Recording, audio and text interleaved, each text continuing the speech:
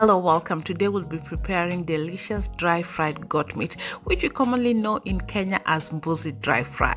First things first is to cut up your meat.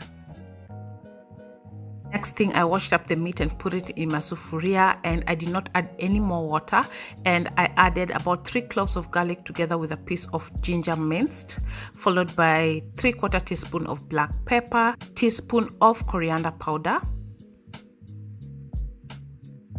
about a teaspoon of cumin,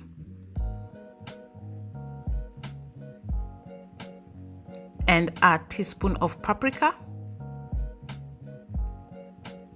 and 3/4 teaspoon of turmeric,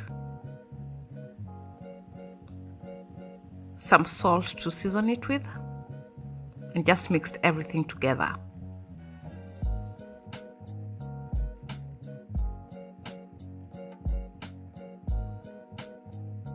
Once that is done, cover your sufuria and let it cook on medium-low, and don't worry that the meat will not cook well. Goat meat has its own water. Once the meat has dried up and you're sure that it has cooked 100% completely, it's time to fry it. Next, go ahead to add some oil in your pan, followed by your meat.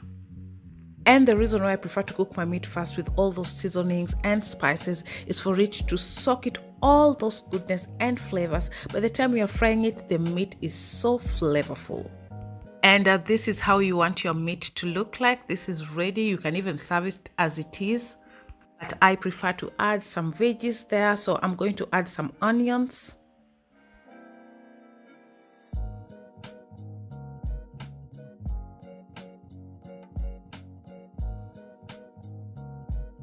I'm just going to fry the onions until they're translucent, not crispy or too brown.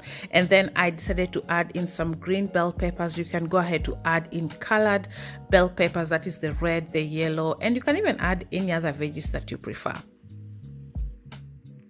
And finish that up with some coriander, stir it, and your dry fried goat meat, that is Mbuzi dry fry, is ready to serve. This was so delicious. It was done within minutes, and I can't wait for you guys to try this recipe. Please share it with your friends and family. Let me know how yours turned out on the comment section down below once you try it. And thank you so much for watching. Don't forget to subscribe, turn on your post notification. I will see you on our next recipe. Till next time, bye bye.